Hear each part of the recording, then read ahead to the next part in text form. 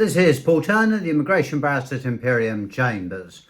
Please subscribe to my channel, and if you have an immigration problem, please get in touch with me on whatever it is, and I'll do my best to help you.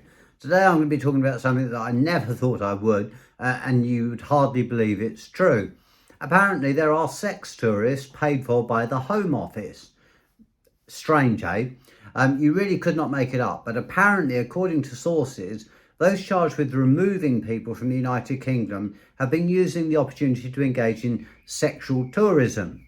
Apparently, and this isn't a new thing, for the last 10 years, those charged and paid for by the Home Office to one of the private companies it uses, Mighty, have been, according to whistleblowers, using their overnight stays to avail themselves of local sex workers and thus exploiting them.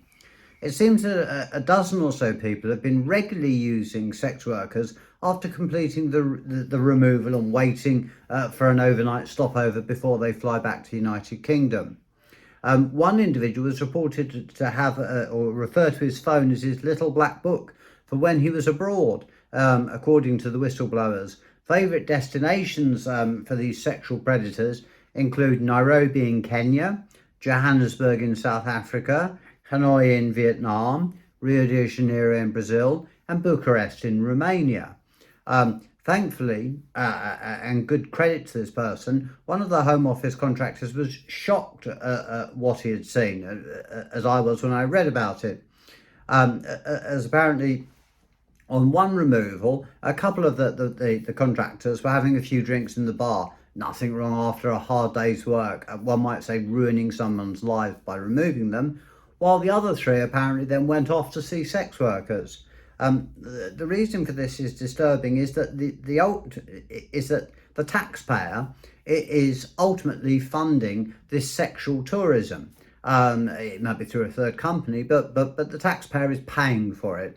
As another contractor said, the money paid by these Home Office contractors using sex workers while abroad doing deportation goes further than it would in the UK. So it's good for the sexual predators because they get more value for money, as it were, if they get paid to go and travel, stay overnight, and then can avail themselves of and exploit women.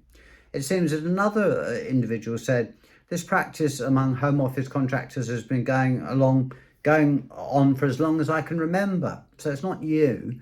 Apparently, a lot of hotels, especially in places like Nairobi, are full of prostitutes, according to this person, and they are cheap.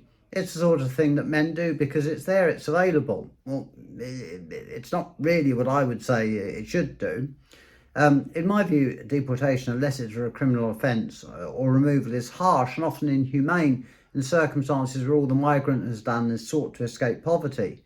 It's therefore disgusting that the taxpayer should therefore be paying for those people that are accompanying these poor migrants to be engaging in sexual tourism and exploiting women.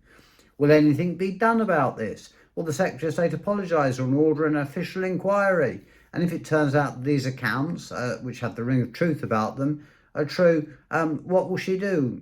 Will she resign? Probably not. Though, if true, she ought to, as this is just a further indication of the complete loss of control the Home Office has over the entire immigration system, not only over the asylum system, not only over the million or so migrants in the United Kingdom, but apparently in respect of the removal process. The Home Office, when pressed, said that all they would do is ask the company Mighty to investigate. This again shows the true value of subcontracting out work that ought to be done by properly accountable Home Office staff. I.e., they pay the company, private contractor, a lot of money. The contractor employs people. Apparently, some of them go flying out, removing people from the United Kingdom, no doubt causing a huge amount of misery. And then having done their day's work, off they trot to go and exploit women in often developing countries. Not exactly a shining example of the government's or the Home Office's humane approach. In my view, this is a disgrace, but it's not just my view. It's certainly that of many charities who have rightly expressed deep concern of what is not only clearly an abuse of taxpayers' money, but of encouraging the exploitation of women for sexual purposes abroad. And as I say, all funded by you and I. Sad. True, but not really surprising given the state of the Home Office and the state of the way things are run by under this Secretary of State. She ought to go. Really, this is about as low as it can go. I say that, but I'm sure there'll be some other scandal that comes out soon enough.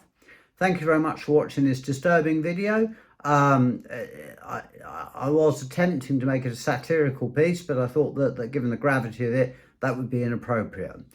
Please stay safe, and if you have any immigration problems, please get in touch with me. Thank you very much for watching. This is Paul Turner, the Immigration Barrister, Imperium Chambers.